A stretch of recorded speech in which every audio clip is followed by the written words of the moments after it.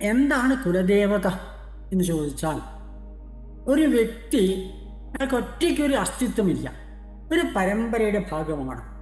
ഒരു മാതാവും പിതാവും ഉണ്ട്, അവരുടെ പുറകോട്ടുള്ള പരമ്പരയുടെ ഭാഗമാണ് നമ്മളെല്ലാവരും.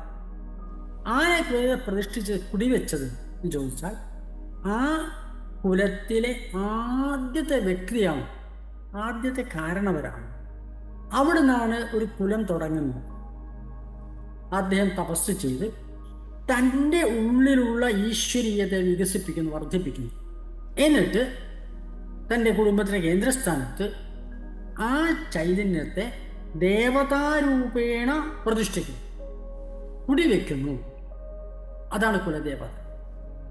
ആ കുലദേവതയെ കുടിവെക്കുന്ന സമയം എന്താണ് സങ്കല്പം? തൻ്റെ കുടുംബം നിലനിൽക്കുന്ന കാലത്തോളം അവർക്ക് സൽസന്താനങ്ങളും സമ്പൽ സമൃദ്ധി ഉണ്ടാകണമെന്നാണ് സങ്കല്പം. സമൂഹത്തിനും തനിക്കും കുടുംബത്തിനും ഗുണം ചെയ്യുന്ന ഒരാളാണ് സൽസന്താനം എന്ന് പറയുന്നത്. തൻ്റെ കാര്യം നോക്കിയാൽ മാത്രം പോരാ, തൻ്റെ കുടുംബത്തിൻ്റെ കാര്യം നോക്കണം, തൻ്റെ ബന്ധുക്കളുടെ കാര്യം നോക്കണം, മാത്രം സമൂഹത്തിൽ ഗുണകരമായിരിക്കണം. അപ്പോൾ ധാരാളം കഴിവുകൾ വേണം. മാത്രമല്ല സമ്പൽ സമൃദ്ധി വേണം. സമ്പൽ സമൃദ്ധി എന്ന് പറഞ്ഞാൽ കേവലം സമ്പത്തല്ല, സമ്പത്ത് മുതലുള്ള എല്ലാ സമൃദ്ധികളും വേണം. സ്നേഹത്തിൻ്റെ സമൃദ്ധി വേണം, ബുദ്ധിപരമായ സമൃദ്ധി വേണം, വിവേകം വേണം. അങ്ങനെ എന്തൊക്കെ ഭൗതികവും ആധ്യാത്മികം എല്ലാം വേണം. ആധ്യാത്മികമായ വികാസം വേണം. എല്ലാം നേടിയെടുക്കാൻ കഴിയുന്ന സമ്പൽ സമൃദ്ധി എന്ന് ഉദ്ദേശിക്കും. അപ്പം ജീവിതം പൂർണ്ണമായിട്ട് വിജയിക്കാൻ വേണ്ടിയിട്ട് ആ അനുഗ്രഹത്തിന് വേണ്ടിയിട്ട് കുലദേവതയെ പ്രതിഷ്ഠിച്ചു. ആ കുലദേവതകളെ വേണ്ട പോലെ ആരാധിച്ചിരുന്ന കാലഘട്ടത്തിൽ ഓരോ കുടുംബത്തിൽ ഐശ്വര്യം ഉണ്ടായിരുന്നു, സമൃദ്ധി ഉണ്ടായിരുന്നു, സന്താനങ്ങളുണ്ടായിരുന്നു. പിന്നെ ജീവിതം വിജയിച്ചിരുന്നു.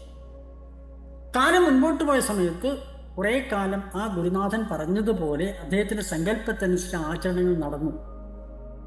അങ്ങനെ അകന്നകന്ന് പോയ സമയത്ത്, കാലം മുൻപോട്ട് പോയ സമയത്ത് സ്വാഭാവികമായിട്ടും എന്താണോ തൻ്റെ സമൃദ്ധിക്ക് നിദാനമായിരിക്കുന്നത് അത് മറന്നു തുടങ്ങി. അതിൻ്റെ ഫലമായിട്ട് ഹൈന്ദവ സമൂഹത്തിൽ ഓരോ കുടുംബത്തിലും അപചയമുണ്ടായി. ഇന്ന് സൽസന്താനങ്ങളുടെ എണ്ണം സമൂഹത്തിൽ മൊത്തമായിട്ട് കുറഞ്ഞു വരികയാണ്. സന്താനങ്ങളുടെ എണ്ണമേ കുറയുന്നു, അതിൽ സൽസന്താനങ്ങളുടെ എണ്ണം കുറയാണ്. പലതരത്തിലുള്ള പ്രതിസന്ധികളും പ്രശ്നങ്ങളും കുടുംബത്തിനുണ്ട്. സ്വാഭാവികമായിട്ട് ഒരു ജ്യോത്സ്യനെ സമീപിക്കും. ജ്യോത്സ്യന്മാരെല്ലാവരും ഉത്തരം പറയുക, നിങ്ങളുടെ കുടുംബത്തിൽ ഒരു കാലം സമൃദ്ധി ഉണ്ടായിരുന്നു, സമ്പത്തുണ്ടായിരുന്നു, അന്ന് നിങ്ങൾ നിങ്ങളുടെ കുലദേവതയെ വേണ്ട പോലെ ആചരിച്ചിരുന്നു.